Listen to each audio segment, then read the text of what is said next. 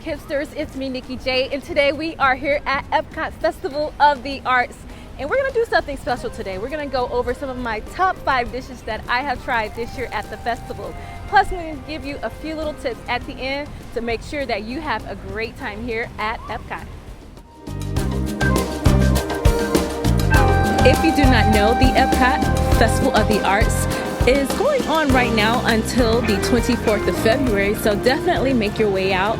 The weather here is perfect in Florida and the crowd isn't too crazy. So the only problem that you're going to probably face with this festival is the price. It's a little bit more pricier than festivals like Flower and Garden Festival and Food and Wine.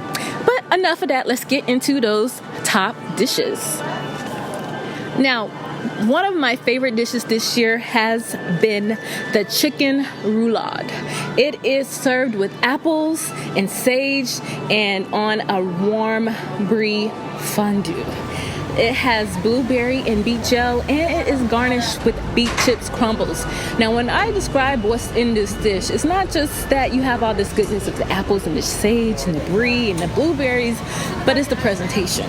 When you are getting your chicken from Pop Eats, this is going to be located in Pop Eats, they're going to take their time to put it together for you like a masterpiece. And when they are done with it, you don't even want to eat it. But when you eat it, I feel like the chicken is good. It's not like super juicy, but it's not dry. So I'll take that for a theme park meal made in massive quantity. But I just love the flavors all together and how they were able to combine the flavors to look like artwork, but then make them work together seamlessly as a dish. My next must-try dish here is the SOPES de barbacoa. Y'all can excuse my Spanish because I'm not from Mexico, and this dish is located in the Mexican studio for this year's festival. It comes with braised barbacoa beef served on fried guajillo corn shell with black beans, cotija cheese, Mexican cream, and chives. And this dish, I was a little kind of hesitant because when I'm here, I don't really try to do the beef because the beef is never good to me. But this beef was actually tender and the flavor wasn't overpowering, and the tortilla corn shell, or the corn shell that it came on, was soft, and it kind of just like crumbled as you get ready to take your little bite. So combining that with the black beans, it just gave it quite a delicious flavor, and I was pleasantly surprised. The next dish is going to be over in China. This one also took me by surprise because I wanted to get the bao bun, but I said, let's try something different. So I went ahead and got the spicy beef shumai. Now, it was basically a whole bunch of herbs in a beef just combined in this kind of like dumpling-like casing, but it had a little crunch on the top and a cucumber underneath at the bottom to give it that extra little bitterness, but a little crunch too. This one was my favorite. Well, it's kind of hard to pick the favorite one. But this one was top. That's why we're talking about it today. It was a little spicy, so if you have any kind of issues with spicy food, this one you may have to pass. Now, my next dish is coming from Japan. And this is going to be for those adventurous eaters. If you are not into sushi, then you might want to pass or skip this one. But hey, if you're at Epcot, be adventurous. At least just try it. Get someone in your family to pay for it, or your friends. Get them to pay for it and you try it on their own dime. But this is called the donut sushi. It is sushi that is shaped like a donut, and it comes with salmon, tuna, shrimp, cucumber, sesame seed over a decorated plate of wasabi, aioli, sriracha, and eel sauce.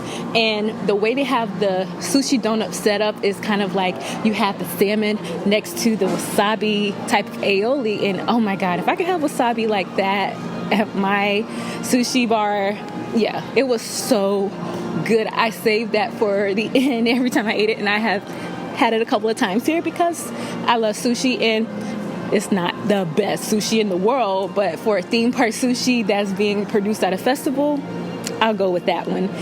Now, my final dish is going to be on the sweet side, and it is coming from Canada. This dish is called the vanilla, rose water, and pistachio panna cotta. It is shaped like a beautiful rose. It has hard shell kind of got a strawberry kind of taste to it, and inside you have the panna cotta with the pistachio crunch on the bottom. It looks like a rose sitting in a beautiful garden bed. Now, it is going to be a hit or miss. You're either going to like it or you're going to be like, I don't think you're going to hate it. You're either just going to like it or just be like, it's okay. I put this on this list because it was different. And not only was it different, but it has such a refreshing taste to it.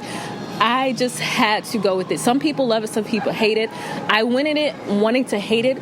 I came out really liking it. I won't say loving it, but I came out really liking it. So those are my top dishes here at this year's Festival of the Arts. Now we're going to get into those tips just in case you are thinking about making your way out here. The first tip is to use your Disney Dining Plan snack credits. If you do have your Disney Dining Plan on your trip, you can use your snack credits here at these booths. So everything that I talked about that were my top dishes, you can try them on your dining plan. The next tip is to experience some of the new attractions here at Epcot. If you are coming to the Festival of the Arts, you're going to be one of the first people to get to see the new Beauty and the Beast sing-along and France Pavilion and the Canada Far and Wide and Circle Vision 3D. Plus, you're going to get to see Awesome Planet, which is the new film that just opened up in the Land Pavilion. The next tip I have for you is to try to spend a couple of days here at Epcot. It can be a little bit overwhelming. If you have the time, I would say have a day where you're focusing on some of the attractions and, a little bit of the Festival of the Arts, kind of like the seminars, and then have a day where you just kind of dive in and eat. Try to get at least one thing from each food booth this year. The next tip I have for you is to budget, because this festival is a little pricey. I would say to probably set aside about $50 to $75 per person if you are trying to taste something from every booth here at this festival, or you could go with a friend. You guys can just split the cost.